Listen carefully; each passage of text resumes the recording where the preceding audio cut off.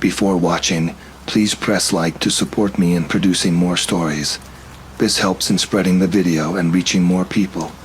Thank you for your support and enjoy watching.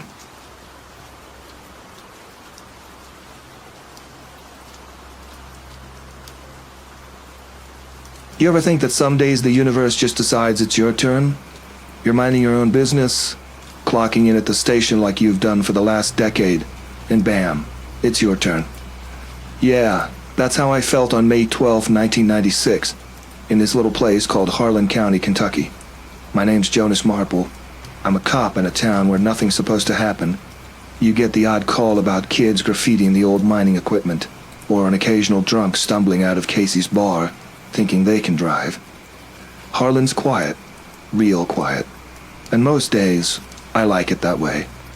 But then there's today. Now, if you ask the old-timers, they'd tell you that Harlan's always had something lurking, especially up in the woods. I never put much stock in it.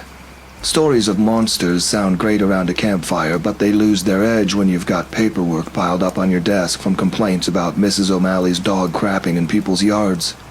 That's the real monster in this town, or so I thought. That morning I got a call from dispatch about a missing person, teenager named Noah. Probably skipped town to meet some girl, maybe score some weed. Nothing out of the ordinary. Missing kids happen in sleepy towns. They usually turn up hungover and embarrassed, but something about the call felt different. Maybe it was because Noah's mom, Judy, was one of those no-nonsense types, not prone to hysteria. She said he'd gone up to the old McPherson quarry with a couple of his friends the night before. The quarry had been closed for decades. Nothing but a pit of black water and rocks where the company used to mine limestone, and probably where a lot of these kids went to drink in secret. I figured I'd head up there, have a look around, and bring the kid back home. Simple enough, right? Should have known better. When I got to the quarry, the place looked like it always did. Abandoned, quiet, with a breeze that had no business being as cold as it was. A rusted-out fence half-encircled the pit, the no trespassing signs hanging crooked, as if they'd given up on trying to stop people. I parked the cruiser, grabbed a flashlight, and started my walk around the perimeter, keeping an eye out for beer cans, a discarded jacket, anything that screamed, teenagers up to no good. But the place was oddly clean, not a trace of anyone. That's when I spotted something, a smear of red against one of the rocks near the edge of the pit. Not a lot, but enough to stop me in my tracks. Now I've seen blood before. I've seen what a deer looks like after it's been hit by a truck at 60 miles per hour. Hell, I've seen people who've made bad decisions with kitchen knives. But this wasn't the kind of red you ignore. I crouched down, touched it, still wet. I called for backup, but in a town like Harlan, backup is usually Hank, the other deputy, and he was out fishing. I radioed in anyway, telling them I was going to check it out, then pulled out my gun and headed deeper into the quarry. The pit yawned before me, water black as night, reflecting the sky like a void. And that's when I saw it, or at least thought I did. A flash of movement, something, someone, darting between the jagged rocks on the other side of the pit, just out of reach of my flashlight beam. "Hey!" I shouted. "Noah, that you?" Silence. Just the wind and that eerie calm you get in places that shouldn't be calm. Then a noise, soft, wet, like someone dragging something heavy across the ground. I followed the sound, moving cautiously over the loose gravel until I came across the strangest thing, a trail of blood. Not a lot, just enough to leave a streak from where I was standing down toward the darker part of the quarry. There was something else, too, a smell. It hit me out of nowhere, like someone left a slab of meat out in the sun too long. My stomach churned, and I had to hold back a gag. Whatever had made that smell wasn't an animal, not something natural. It felt wrong in that way you can't explain, but you just know. As I crept closer, the trail disappeared into a small cave. You ever see one of those moments in movies where the character's about to do something incredibly stupid, and you're screaming at the screen for them not to? Yeah, that was me. Except I wasn't on the couch, and there was no TV. This was real, and I walked straight into it. Inside, the light barely touched the jagged walls, and the smell got worse, like rotting leaves mixed with decay. I scanned the room, gun raised, waiting for I don't know what. And then I saw it. Noah, or what was left of him. His body was half hidden behind a rock, his clothes torn, skin pale, and his chest, well, let's just say there wasn't much left of it. Something had ripped into him, and whatever it was didn't care about clean cuts. I gagged for real this time, fighting back bile, my flashlight shaking in my grip. Behind me, I heard that noise again. Wet. Dragging. I turned, and for a second my heart stopped. Something huge and dark, with limbs too long for any person, moved across the cave's entrance, slow but deliberate. I didn't get a good look, but I saw enough to know I was screwed. I stumbled back, trying to keep my flashlight steady, but it slipped from my hand, clattering to the floor. The cave plunged into darkness, and I cursed under my breath. Scrambling to grab the light, I heard the thing move closer, its breathing heavy and labored, like it had been running for miles but never tired. I clicked the light back on, just in time to see a shadow flicker past the edge of the cave. No clear form, no details, but enough to send ice straight through my veins. I backed up slowly, gun pointed at the entrance, but the thing was gone, at least for the moment. I grabbed the radio on my shoulder, speaking in a low, shaky voice. "Harlan PD, this is Officer Marple. I need backup at McPherson Quarry, now." There was no reply. I was alone. I tried again, but the static hissed back at me like a bad omen. I knew I had two choices. Stay in this cave with the remains of a kid I was supposed to bring home alive, or head out there, into the quarry, with something that had no business being anywhere near here. Neither option was great, but I wasn't about to let Noah rot here without some kind of explanation. I inched toward the entrance, my heart thudding so loud I was sure whatever was out there could hear it. The second I stepped out, that smell hit me again, stronger now. But this time, it wasn't coming from Noah. It was coming from whatever was waiting for me in the dark. I didn't run. Hell, I couldn't if I wanted to. My legs were jelly, and my gut told me to stay quiet. I crept along the edge of the quarry, trying to put as much distance between me and that thing as possible. But I knew it was out there, waiting, watching. That's when I heard it, loud, a scraping noise like claws against rock. I turned, shining the light wildly, catching a glimpse of something too fast, too big, moving just out of reach. I shot at it, twice. I don't know if I hit anything, but the sound that came next, it wasn't human. It was low, guttural, like a deep rumble from the earth itself. I bolted. I know how this sounds, but fight or flight isn't really a choice when your brain's screaming at you to run. I barely made it back to the cruiser, throwing myself inside, locking the doors. My hands were shaking as I tried to catch my breath, eyes darting to the tree line. Nothing, but I knew it was still out there. I called dispatch again, no answer. That's when I realized something horrifying. My flashlight was still on the ground near the cave, and as the radio crackled back to life, I heard the voice of Noah's mom, Judy, pleading over the line. The thing had my radio. I froze. The realization hit me hard. Judy's voice, her panicked pleas, echoed from the radio, but it was wrong. The signal was being manipulated, distorted, like a recording of something it had no business playing with. The thing out there, whatever it was, had figured out how to toy with me. My mind raced. I couldn't drive out of here, not with whatever this was lurking nearby. The cruiser was my only protection, but that wouldn't last long if this thing wanted in. I had no backup, no way of communicating with anyone, and Noah was... well, he was gone. I sat there, gripping the steering wheel like it was my only lifeline. The trees swayed in the distance, and the only sound left was the slow, deliberate creak of branches bending under something's weight. The thing was moving again, circling. It was still out there, and it was watching. I leaned over, fumbling in the glove box for anything at all.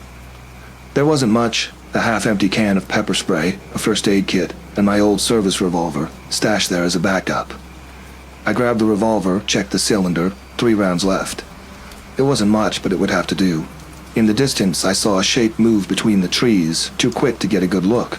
But it was close now, and whatever it was, it didn't care about stealth anymore. The scratching noise started up again, this time louder, closer. I was trapped, and the thing knew it. I weighed my options, but they were all terrible. Stay in the car and wait for it to tear the doors off, or go out and try to make it back to town on foot, hoping I wouldn't get picked off halfway. Neither felt like winning strategies. Then the thing did something I didn't expect. It started laughing.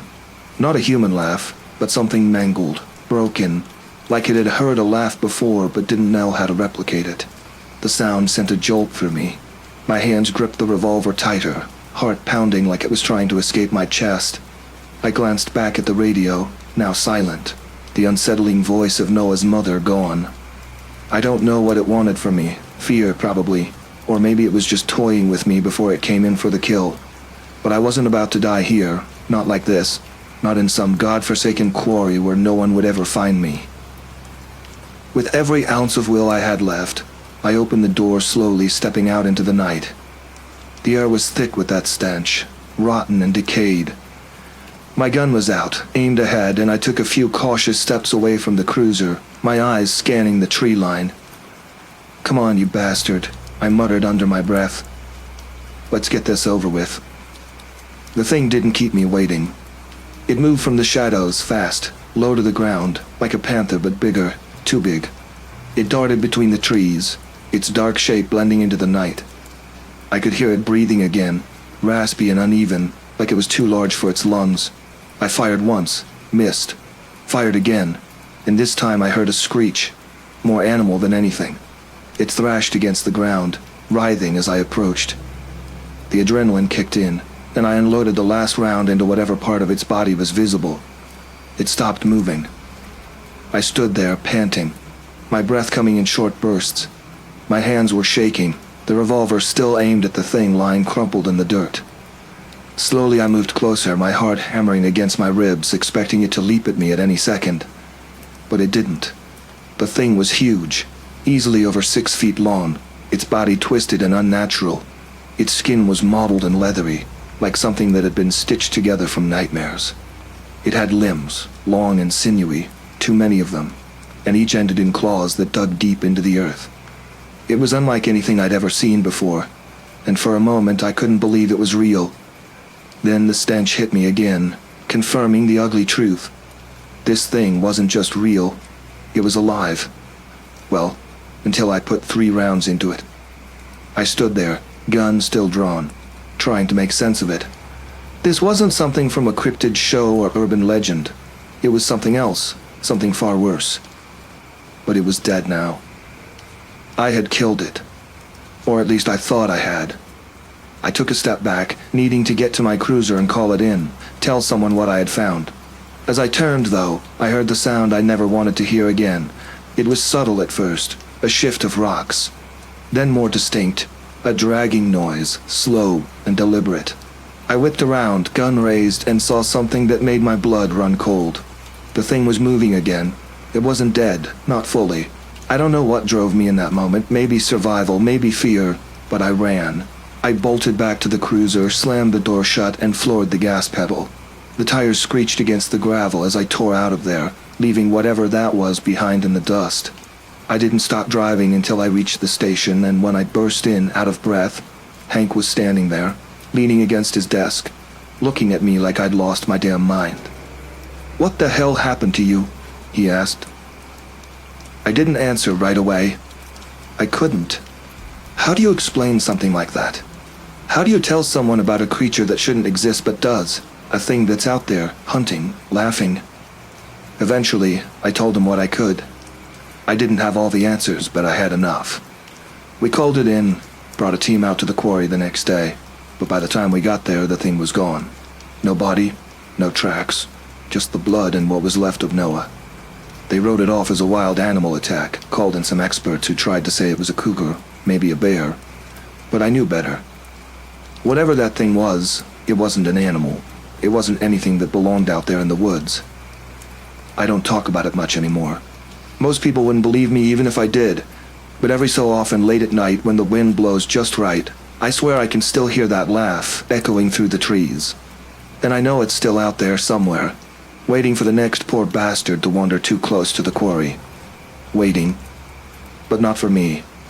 Not this time. I survived. That's what matters.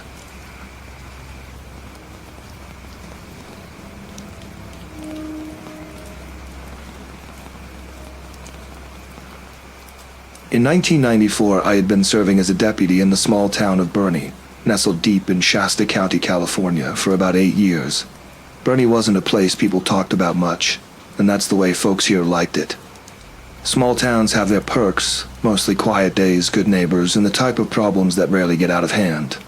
And let's be real, the most thrilling part of the job had usually been breaking up bar fights at Murphy's Pub or dealing with the occasional rowdy tourists who ventured a little too far into the woods after a few too many beers.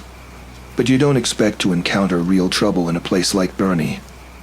My name's Charlie Connors, and I had grown up in a law enforcement family.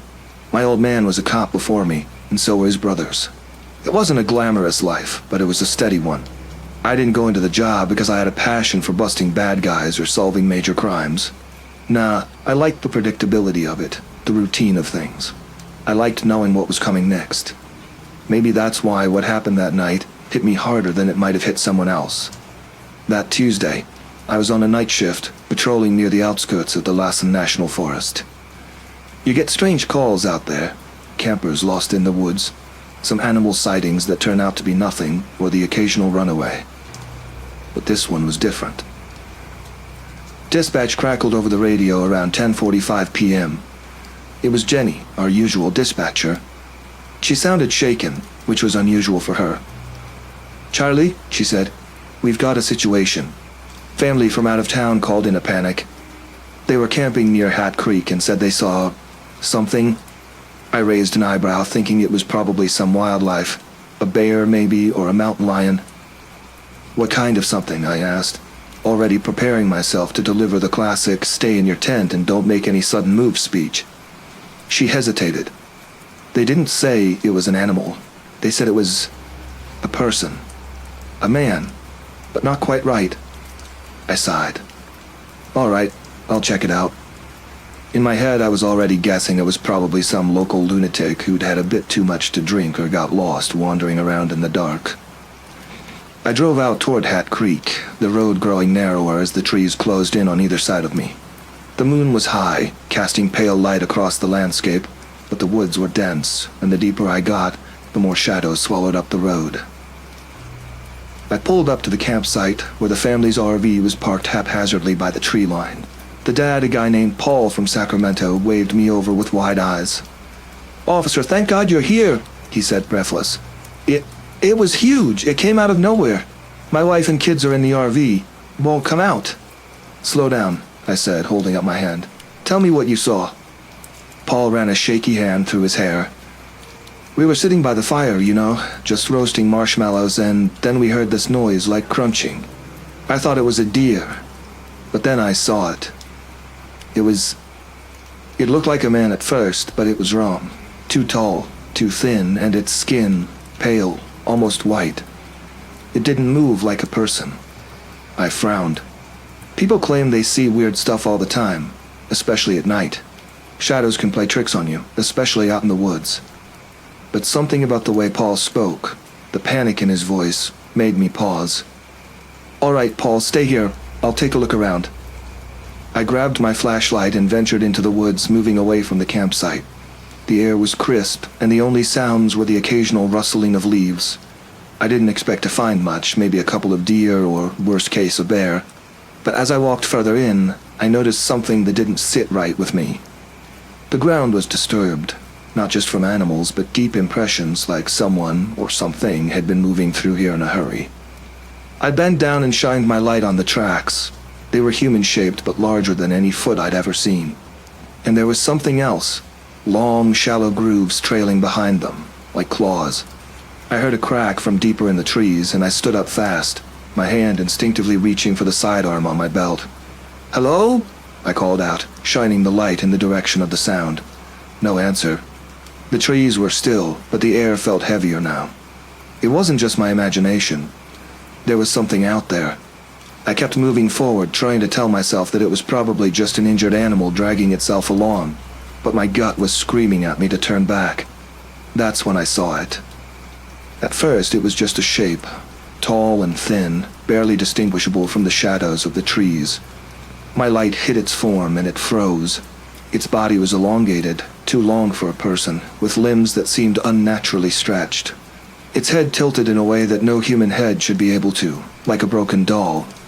The skin was pale, almost translucent, and its mouth hung slightly open, showing rows of sharp, crooked teeth. It didn't have the fur of a bear or the bulk of a lion, but its form was wrong in every sense. The closest comparison I could make was to a sickly, gaunt wolf, but standing on two legs, with a sickening intelligence in its movements. For a moment, neither of us moved. My heart was pounding so hard in my chest that it felt like the damn thing was about to burst. Then, without warning, it lurched forward, faster than I expected. I barely had time to draw my gun, but even as I raised it, I knew a bullet wasn't going to stop this thing. I fired anyway, more out of instinct than anything else. The shot echoed through the forest and the creature let out a guttural noise, though not a growl. It sounded more like a wet gurgle, as if something was trapped in its throat. The bullet hit, but all it did was slow it down for a moment. It charged again, swiping with one of those unnaturally long arms, claws scraping across my chest, tearing through my uniform like it was paper. I stumbled back, my flashlight tumbling from my grip, casting erratic beams across the ground. In the chaos, I caught a glimpse of something else, movement in the trees behind the creature. For a split second, I thought I was seeing double, but then I realized there was more than one. I didn't have time to think. I grabbed my gun again and fired blindly into the dark, praying it would at least buy me some time. The thing in front of me recoiled, and I took the chance to get the hell out of there. I ran, not caring about stealth or silence anymore. Just pure, unfiltered survival instinct driving me back toward the campsite. I broke through the tree line, practically tripping over myself as I sprinted toward the RV. Paul was standing outside, staring at me wide-eyed, and I shouted for him to get inside, now. He didn't need to be told twice. We barricaded ourselves inside the RV, the family huddling together in the back while I stayed by the door, gun drawn, knowing full well that if whatever I saw wanted to get in, the thin walls of the RV wouldn't stop it. The minutes ticked by, agonizingly slow, with nothing but the sound of our ragged breathing and the wind outside. Then, just as suddenly as it had all started, there was silence. A deep, suffocating quiet. No footsteps, no rustling, nothing. It was worse than the sounds, honestly, because it meant they were still out there, somewhere, just waiting. But after what felt like hours, I finally heard the distant wail of backup sirens approaching. When the other deputies arrived, I could barely explain what had happened. They found the tracks, those impossibly large human-like prints with the dragging claws, but nothing else. No bodies, no sign of the creatures. We packed up the family and got them the hell out of there.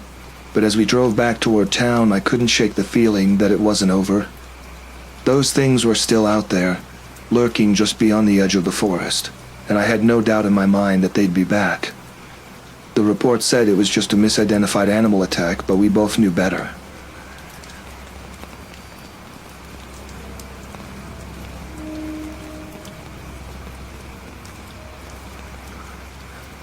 I never imagined that the silence of the Alaskan wilderness could be so deceptive. My name is Leland Thorpe, and in 2017 I was serving as a park ranger in Tongass National Forest. Swapping the cacophony of city life for the whisper of pines felt like a fair trade, especially for someone who tells jokes that only squirrels seem to appreciate. My days were a blend of routine patrols and the occasional rescue of lost hikers who thought GPS could outsmart nature. I enjoyed the simplicity, just me, the trees, and the endless expanse of rugged terrain. On a good day, the most excitement I'd encounter was a moose blocking the trail, stubbornly refusing to acknowledge right of way. One morning, I met up with Carl Benson, a fellow ranger known for his uncanny ability to brew the worst coffee this side of the Rockies. "Leland, you look like you wrestled a bear and lost," he quipped, handing me a steaming mug that smelled like burnt rubber. "Thanks, Carl. Nothing like your coffee to remind me why I cherish solitude," I retorted, forcing a grin. We were scheduled to check on a remote campsite where a group of biologists had been collecting soil samples. They hadn't radioed in for 2 days, which wasn't entirely unusual but warranted a visit. We hopped into the ATV, the engine's roar slicing through the morning stillness. As we navigated the winding paths, Carl tried to lighten the mood. Why did the mushroom get invited to all the parties? He asked. I don't know, Carl. Enlighten me. Because he was a fun guy, I groaned. You're a walking advertisement for solitude, you know that? The trail narrowed and the canopy above thickened, casting intricate patterns of light and shadow on the forest floor. An uneasy feeling settled in my gut, but I brushed it off as residual annoyance from Carl's joke. We arrived at the campsite to find tents pitched haphazardly, flapping gently in the breeze. Equipment was scattered around as if abandoned in haste. Hello, Dr. Whitaker. Anyone here? I called out. Silence. Carl frowned. Maybe they went for a hike. Without their gear? Unlikely. We split up to search the area. I approached one of the tents and noticed deep gashes in the fabric as though something with immense strength had torn through it. Inside, sleeping bags were shredded and personal belongings were strewn about. Carl, you need to see this, I shouted. He jogged over, his face paling as he surveyed the scene. What could have done this? A bear? I shook my head. Bears don't usually tear through tents unless there's food inside, and even then this seems excessive. A metallic scent hung in the air, a hint of copper that made my stomach churn. I followed the smell to the edge of the campsite and found a patch of ground stained dark. Kneeling down, I realized it was blood. Carl, we have a problem. He joined me, his eyes widening. We need to radio this in. I reached for my communicator, but only static greeted me. Figures, signal's blocked out here. We'll have to head back. As we turned to leave, a low rustling caught our attention. About 20 yards away, the underbrush quivered. Did you see that? Carl whispered. Probably just the wind, I replied, though my pulse quickened. Since when does the wind have footsteps? We stood still, listening intently. The forest, usually alive with the sounds of birds and critters, was unnaturally quiet. Let's not stick around to find out, I suggested. We started back toward the ATV when a figure emerged from the trees. At first glance, it looked like an oversized wolverine, but its proportions were all wrong. It stood on hind legs, towering over us by at least a foot, with matted fur and elongated limbs that ended in claws sharp enough to carve stone. Is that some kind of mutant bear? Carl stammered. I don't think so, I replied, taking a cautious step back. The creature tilted its head, studying us with eyes that reflected no light. It opened its maw, revealing rows of jagged teeth that made me regret every dental appointment I'd ever skipped. Slowly move back, I instructed Carl. Too late for that, he yelled, breaking into a sprint. The creature lunged toward him with terrifying speed. I watched in horror as it swiped at Carl, its claws tearing through his back like paper. He collapsed with a strangled cry. Carl! I shouted, adrenaline surging through me. I grabbed a fallen branch, hardly a weapon but better than nothing, and swung it at the creature as it advanced toward me. The wood connected with a dull thud against its shoulder, barely phasing it. Great plan, Leland, I muttered to myself. Desperate, I threw a rock at its head. This time it let out a screech that rattled my eardrums. Seizing the moment, I dashed toward the ATV. The keys were in my pocket, but my hands trembled so violently that I fumbled them. Come on, I urged, finally managing to jam the key into the ignition. The engine sputtered before roaring to life. I glanced back to see the creature hovering over Carl's motionless body. It turned its gaze toward me, then started bounding in my direction. Time to go! I slammed the accelerator, the ATV lurching forward. The path was uneven and the vehicle jolted violently as I navigated the twists and turns. The creature was fast, too fast. It was closing the distance, its leaps covering yards at a time. Up ahead, a fallen tree blocked the trail. You've got to be kidding me, I groaned. With no time to stop, I veered sharply off the path, plunging into the dense forest. Branches whipped against my face, and the ATV struggled over the rough terrain. Behind me, the creature let out another screech, sounding disturbingly closer. I spotted a narrow gap between two large boulders, a tight squeeze but possibly my only chance. I aimed for the gap, the sides of the ATV scraping against the rocks as I passed through. The creature, larger than the vehicle, slammed into the boulders with a bone-crunching thud. Physics for the win, I muttered, not slowing down. Emerging onto a wider trail, I headed straight for the ranger station. The building came into view and relief washed over me. I skidded to a halt and burst inside, slamming the door behind me. "Mayday! This is Ranger Thorpe requesting immediate assistance," I yelled into the radio. Silence. "Not now." I smacked the radio and a burst of static gave way to a faint voice. "Repeat your message, Thorpe." "Creature attack at Grid 9. Carl Benson is down. I need backup and medical assistance." "Copy that. Help is on the way." I secured all entrances and grabbed the Winchester rifle from the emergency locker. My heart pounded as I checked the ammunition. Only 5 rounds. Better make them count. The windows rattled as something heavy collided with the side of the station. I positioned myself behind a desk, aiming at the door. A moment of silence, then the sound of claws scraping against wood. The door creaked under pressure, hinges straining. "Knock, knock," I whispered, trying to steady my shaking hands. The door burst open, splinters flying. The creature stood there, more menacing up close. Without hesitation, I fired. The bullet struck its shoulder, causing it to recoil but not retreat. "Guess you're not a fan of lead," I said, firing again. This shot hit its leg, and the creature let out a guttural snarl. It charged toward me, and I barely dodged as it swiped at the air where my head had been moments before. I scrambled behind a filing cabinet. "Any chance we can talk this out?" I called, knowing full well it couldn't understand. Or maybe it just didn't care. The creature knocked over furniture as it searched for me. I could hear its heavy breathing, a raspy sound that echoed in the confined space.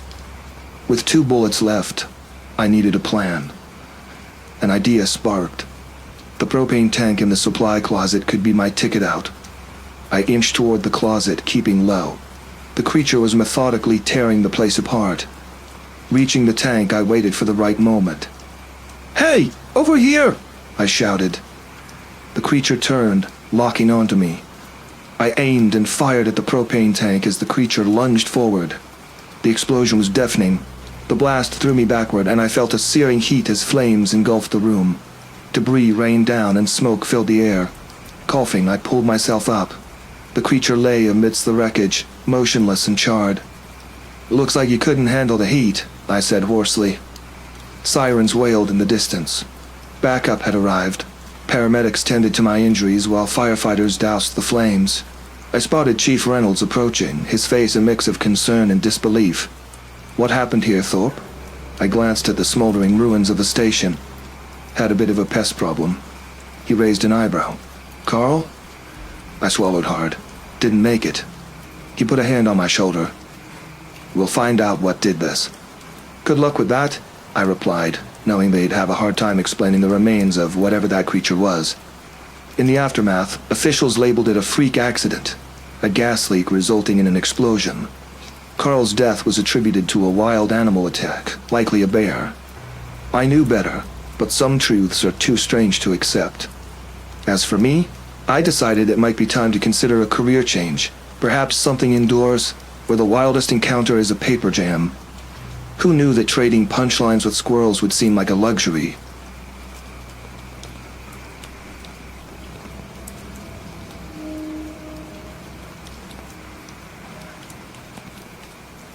The first thing I should have done was bring a gun, but that's not how I usually roll.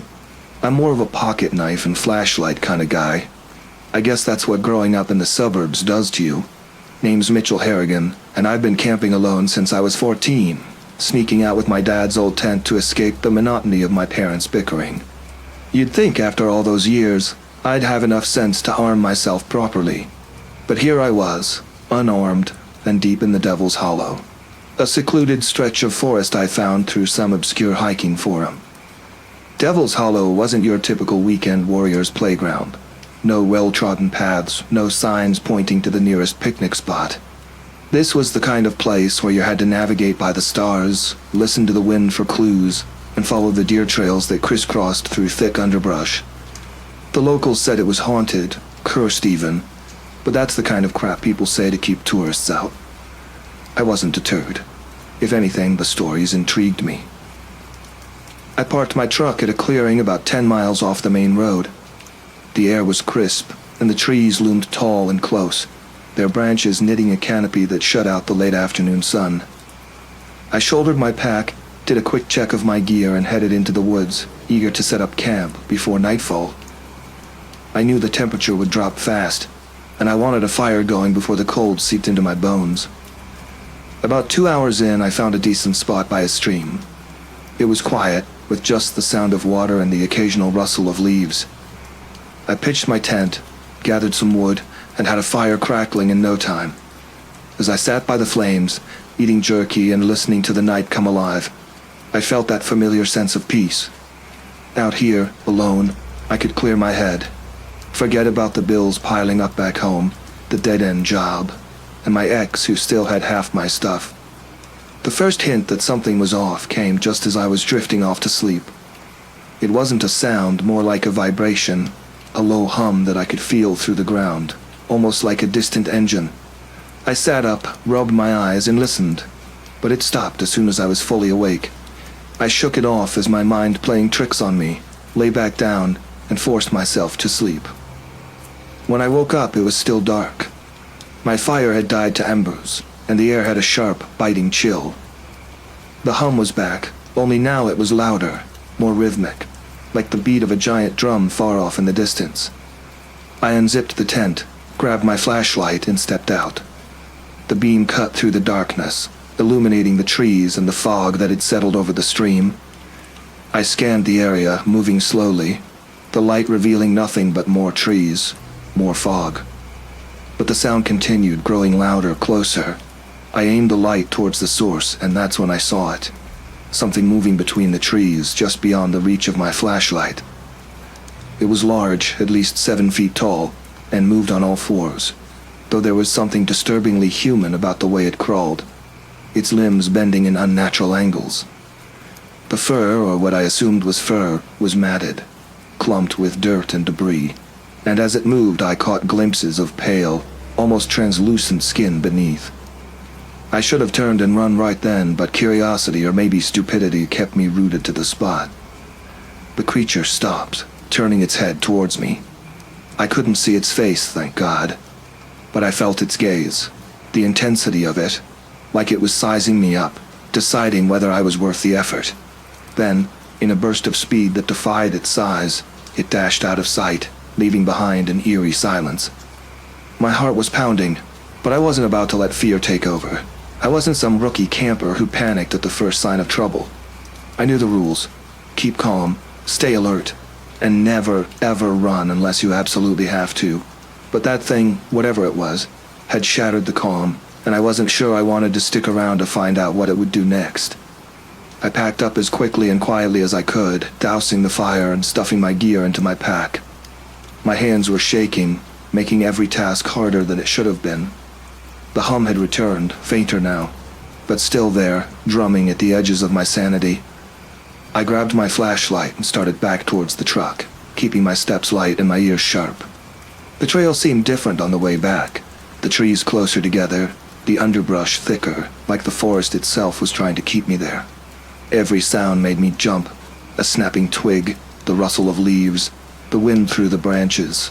The fear was palpable, crawling up my spine and gnawing at the edges of my resolve. But I kept moving, one foot in front of the other, focusing on the thought of getting to my truck, to safety. Then I heard it again, a rustling in the brush, closer this time, too close. I stopped, flashlight scanning the trees, my breath coming in ragged gasps. There was movement to my left, something pushing through the foliage. I turned the beam in that direction and saw it, a pair of antlers, but not like any deer I'd ever seen. They were twisted, gnarled, with sharp, jagged points, like the branches of a dead tree. The creature emerged from the shadows, and I saw it clearly for the first time. It stood on 2 legs now, towering over me, its body a grotesque mix of animal and human features. The face was the worst part, a twisted parody of a human skull, the skin pulled tight over the bones, the mouth a jagged slash filled with teeth that didn't belong in any living creature. It stepped forward, and I stumbled back, my mind screaming at me to run, but my legs refusing to move. It let out a low, vibrating sound that made the ground beneath me shudder, and I knew then that I was done for. But just as it was about to lunge, something incredible happened. A gunshot rang out, echoing through the trees, and the creature reared back, letting out a pained cry. I turned to see a man stepping out from the trees, rifle in hand. He was older, maybe in his 60s, with a weathered face and eyes that had seen too much. He fired again, and the creature stumbled, then collapsed to the ground with a heavy thud. I didn't wait for an invitation. I ran to the man who kept his rifle trained on the fallen beast. "What the hell is that thing?" I gasped, barely able to catch my breath. "Don't know, don't care," the man replied, his voice rough. "But it's dead now. Let's get out of here before more show up." We didn't speak as we made our way back to the clearing where I'd left my truck. The man moved with the confidence of someone who had been in these woods a long time, someone who knew what lived in them and how to survive. I followed close behind, glancing over my shoulder every few steps, half expecting to see another one of those things barreling towards us. When we reached the truck, I fumbled with the keys, hands still shaking. The man gave me a nod, then turned and disappeared back into the woods without another word. I wasn't about to stick around and find out what else was out there. I started the engine and floored it, speeding down the dirt road, not slowing down until I hit pavement. I didn't stop until I was miles away, the sun just starting to rise on the horizon. I pulled over to the side of the road, hands gripping the wheel so tight my knuckles were white. I took a deep breath, then another, trying to calm the adrenaline still surging through my veins. I knew one thing for sure. I wasn't going back to Devil's Hollow.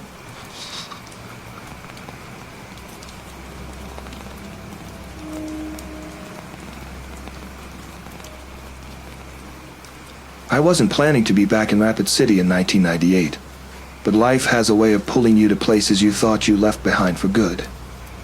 My name's Daryl Lone Elk, and if you're ever out near Badlands National Park, you might hear my name come up now and again.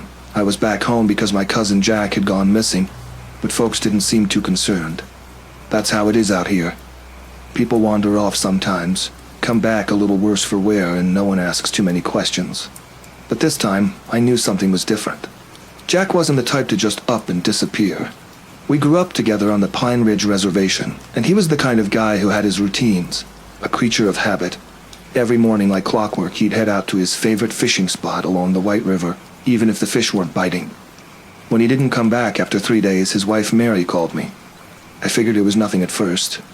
Maybe he went to visit an old friend or decided to camp out a few days longer than planned, but something gnawed at me.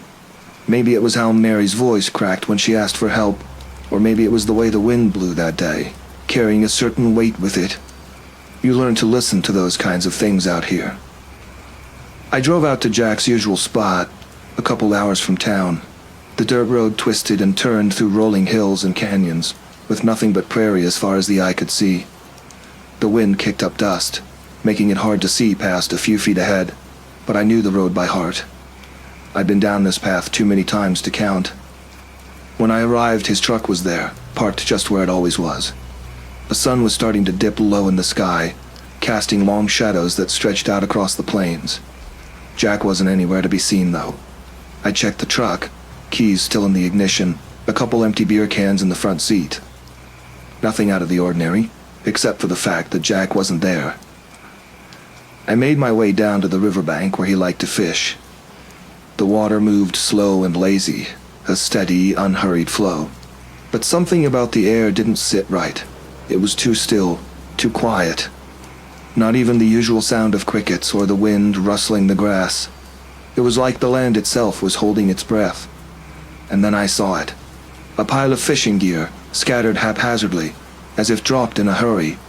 His tackle box was overturned, hooks and lures strewn across the rocks. But no sign of Jack. I called out his name a few times, my voice echoing off the canyon walls. Nothing. I walked up and down the riverbank, my boots crunching on the gravel, eyes scanning for anything, footprints, tracks, anything. And then, just as I was about to turn back, I spotted something near the edge of the water, a dark stain on the rocks. It was blood. I knelt down, touching the slick surface. It was fresh. Suddenly, that nagging feeling in my gut turned into a full-blown alarm. Something had happened to Jack, and it wasn't the kind of trouble you could walk away from. Now, I've hunted my whole life. Bison, deer, elk, you name it. I've seen enough to know that what I was looking at wasn't from an animal.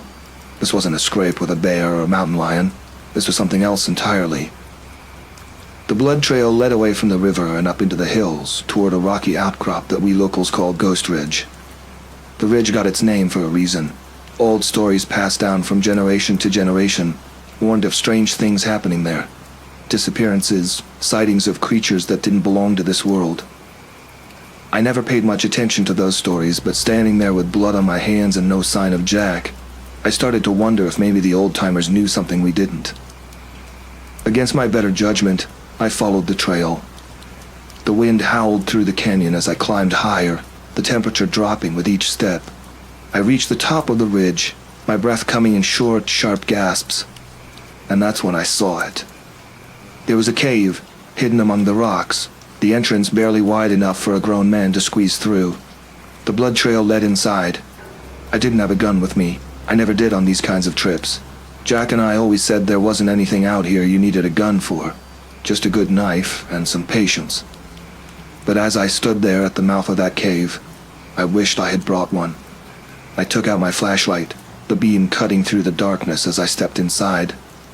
The air was thick, damp, and it stank of something rotten. My footsteps echoed off the stone walls, each one feeling heavier than the last. I kept expecting to see Jack, maybe hurt, maybe scared, but alive. Instead, I found something else. The cave opened up into a larger chamber, and there in the center of it was a pile of bones.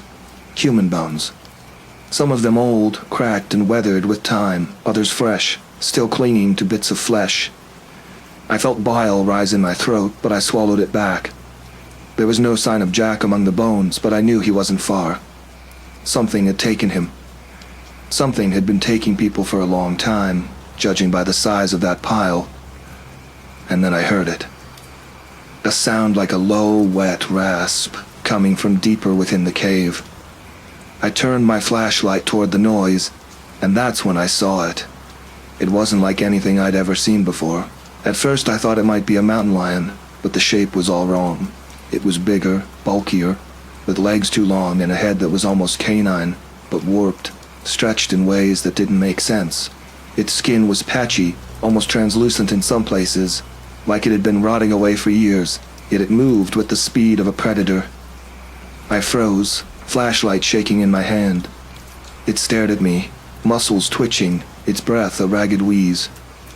For a second I thought I was done for, but then it did something I wasn't expecting. It turned and bolted, darting into the darkness of the cave, deeper and deeper until I couldn't hear it anymore. I didn't waste time. I turned and ran, scrambling down the ridge as fast as my legs would carry me. My lungs burned, my heart pounded in my ears, but I didn't stop until I reached the truck. I peeled out of there, kicking up dust as I tore down the dirt road. My mind raced, trying to make sense of what I'd seen. There was no explaining it, not in any way that made sense. When I got back to town, I went straight to the police, told them everything. Of course, they didn't believe me, not at first. They sent out a search party the next day, and when they came back, they had that same look in their eyes.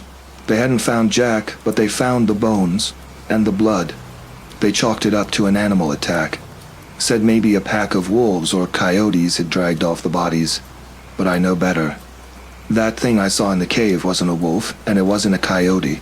It was something else, something older, something hungry. They never found Jack, not completely. A few days later, they recovered a couple of his personal belongings near the riverbank, and that was that. They closed the case, said he must have fallen victim to the wilderness. But I know what happened. And if you ask anyone around here, they'll tell you the same thing. There's something out there in the Badlands, something that doesn't belong. I've thought about going back, finishing what I started, but I'm not a fool. I know when I'm outmatched. Besides, what would I even do if I found that thing again? Throw a rock at it? I'm a decent shot with a slingshot, but I doubt that'd do much good. These days, I keep to myself. I fish downriver, far from Ghost Ridge, far from that cave. But sometimes when the wind shifts just right, I catch a whiff of that same smell, that rotten stench. And I think to myself, Maybe it's best if some things stay buried. Then again, maybe that's just my luck. A guy like me, too stubborn for my own good. Hell, I can't even find my keys most mornings, and here I am, trying to solve a mystery that's probably older than this land itself. And wouldn't you know it, Jack still owes me $20. Figures.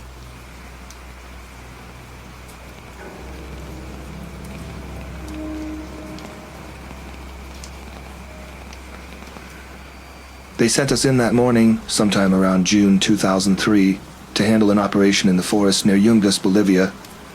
Not that I had much of a choice in the matter. I was used to taking orders without much room for argument, part of the job. Besides, when you've been doing this long enough, your mind gets numb to the complexity of these things. A Green Beret doesn't get caught up in the why, just the how. I wasn't here for politics or strategy. I was there because someone needed me to do something no one else could do, and I was good at it.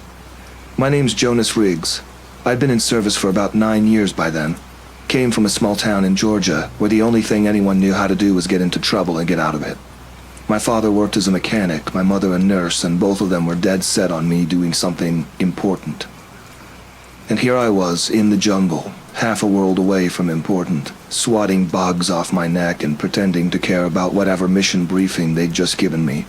We were tasked with retrieving intel from some local contacts who'd gone silent a few days prior. That's how it started, at least. Intel. It's always intel. But every guy on our team knew something was off. The radios crackled with static too frequently, like the jungle was breathing in sync with every hiss. Morales, the young guy who joined our squad last year, kept joking about how Bolivia's got it in for us. Dark humor was his defense mechanism. I didn't blame him. You see things in the field that mess with your head, and a joke, no matter how grim, feels like the only thing keeping you from losing it. We had a local guide, Ramiro, who looked like he'd been to hell and back. Scar running down his face, unshaven and jittery, the kind of guy you'd bet had seen too much in his lifetime. His eyes darted around every corner, watching the trees like they were about to reach out and grab him. "This place," he muttered while chewing on a toothpick. "There's something not right here. Always been that way." I told him to shut up, more out of irritation than belief. Superstitions had no place in our mission. We were trained for real threats, human threats, and whatever the jungle had hiding couldn't be worse than the enemy combatants we were used to facing. But even as I brushed him off, I couldn't help feeling that weight in the air, like the trees themselves were leaning in, listening. The first sign something was wrong came when we found the village, or rather, what used to be the village. Morales spotted it first, his face twisting into that ugly, unreadable expression you get when you can't quite figure out what you're looking at. Ramiro refused to step any closer, muttering rapid Spanish under his breath, pacing by the tree line. The buildings were charred as if they'd been set on fire, but there were no signs of a struggle. No bodies, no signs of life, just silence. I felt the hairs on the back of my neck stand up, not from fear, but from the unnatural stillness. It wasn't right. We split into teams to search for anything useful. Morales and Hendricks, another guy from our unit, went toward the back of the village while I stuck with Ramiro, who refused to let me out of his sight. His fear was annoying, like a mosquito buzzing in my ear, but I figured he'd calm down once we got moving again. After an hour of searching, Morales' voice crackled through the radio, panic-laced. "Jonas, you gotta see this. Over by the well." Ramiro cursed under his breath. Something about the well being cursed, but I ignored him. I made my way over to Morales, my boots sinking into the damp earth with every step. When I got there, Hendricks was standing at the edge of the well, staring into the abyss with that 1,000-yard stare I've seen too many times before. "What's down there?" I asked, stepping beside him. "Bones," Morales whispered. "Human bones." I leaned in, peering over the edge. Sure enough, scattered at the bottom of the well were skeletal remains. Not old ones either. Some were still partially clothed, the fabric tangled in the bones like they'd fallen straight in. No signs of a struggle, no broken limbs. It was like they'd just been dropped in, one by one. Ramiro backed away, muttering prayers, refusing to look. "There's more," Morales said, pointing to the ground near the well. "Looks like tracks, but they're not right. Too big for any animal around here." I crouched down, studying the impressions in the dirt. They were large, clawed, and deep. Far too deep for something that walked on two legs. Whatever made them wasn't human. And it sure as hell wasn't an animal I'd ever seen. I had no clue what we were up against. But whatever it wasn't going to be easy. We heard it before we saw it. The snap of a branch echoed through the clearing, followed by a low, guttural sound, almost like a grunt, but too deep, too unnatural. Everyone turned at once, weapons raised, eyes scanning the trees. "Stay sharp," I ordered. "Ramiro, you still got that map?" He didn't answer. I turned to where he had been standing just moments ago, but he was gone. The only trace of him was the rustling of bushes in the direction of the jungle. I cursed under my breath. "Figures he'd run." Morales grinned nervously. "Guess the jungle really did get to him." But it wasn't the jungle that took him. Not 5 minutes later we found his body, or what was left of it. Ramiro was pinned to a tree, torn apart in a way that didn't make sense. No clean cuts, no gunshot wounds, just shredded. Like something had mauled him with the fury of a hurricane. I stood there frozen, my mind racing to make sense of it. Morales was pale, his humor gone. Hendricks muttered something under his breath, but I didn't catch it. We were all too stunned. Whatever it wasn't done. We had to move. "Back to base," I barked. "Now." We didn't wait for another order. The three of us moved fast, cutting through the jungle, adrenaline pumping, eyes scanning every tree, every shadow. The sounds of the jungle felt louder, more aggressive, like the whole forest had turned on us. And then we saw it. At first it was a shadow between the trees, moving too fast to make out clearly. But as it came closer, it took shape. It was massive, easily 8 feet tall, its skin a mottled, rough texture like it had been stitched together from the hide of some grotesque, oversized animal. Its limbs were elongated, almost spider-like, and its head reminded me of a boar, but with jagged tusks that jutted out unnaturally from its mouth. It didn't roar. It didn't make a sound except for the heavy thud of its steps as it charged at us. I didn't think. I acted. I fired. So did Morales and Hendricks. But the bullets barely slowed it down. "Move," I shouted, but it was too late. The thing slammed into Hendricks, knocking him off his feet and into a nearby tree with such force that I heard the crack of bone. He didn't get up. Morales screamed something unintelligible and bolted, firing wildly behind him. I followed, knowing full well there was no way in hell we'd outrun it. I don't know how long we ran, but it felt like forever. The trees blurred, the sounds of the jungle faded, and all I could hear was the blood pounding in my ears. At some point, Morales tripped, and I didn't look back. I heard him scream, heard the thing tear into him, but I didn't stop. I couldn't. I was running for my life. By the time I reached the river, my legs were giving out. I collapsed, sucking in air, trying to calm my shaking hands. The jungle was quiet again, too quiet. I stood there, panting, drenched in sweat, eyes darting everywhere. I half expected the thing to come crashing through the trees any second. But it didn't. I found a small clearing and slumped against a tree, my chest heaving, my heart pounding out of control. I'd seen things on this job that would make most men crack, but nothing like this. I had to get out of there, and fast.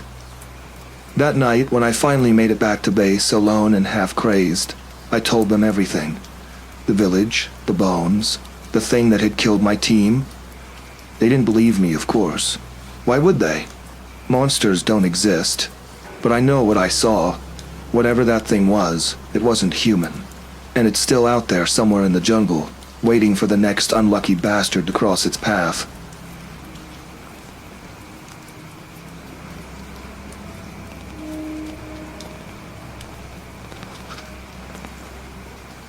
I never thought I'd see something that could shake me. After all, I spent most of my life in the wilderness. Name's Elijah Black Elk, and back in '97 I was working with the Bighorn National Forest as part of a tribal initiative to preserve land for our people. It was a simple gig. Most days I'd walk trails, keep an eye on wildlife, and make sure nobody was messing around where they shouldn't. Easy life, right? Except life has a way of handing you something that'll mess you up forever. Now, Bighorn National Forest's not exactly a postcard-type place. It's rugged, filled with jagged cliffs and thick patches of trees that make you feel like you're being swallowed up. It's a place where, if you're not careful, you could vanish without anyone knowing where you went. Believe me, I've had to find hikers who went wandering off. Usually they were fine, just scared half to death and embarrassed. That year I was already sick of tourists. They'd come in, leave trash everywhere, or worse, try to discover nature by going off the beaten path. My grandfather always said that those who go looking for something will eventually find it, and I don't think he meant that as a good thing. Now I'm starting to see what he was talking about. It was the middle of October when everything started going south. I remember it clear as day because the forest had this strange, heavy feeling in the air, almost like it was holding its breath. You ever get that feeling like something's watching you but you can't see it? That's what it felt like. The animals were quieter too. Normally you'd hear birds, the occasional coyote, or even elk if you were lucky, but not that week. The silence was thick, like cotton in your ears. I had gotten a call from a couple of hikers the day before, telling me they'd found something strange off one of the trails. Some kind of weird bones, they said. Of course, I figured it was probably some poor animal that hadn't made it through the early frost, but I still had to go check. Standard procedure and all. So I grabbed my gear and headed out the next morning. I wasn't exactly in a hurry, I'd done this 100 times before.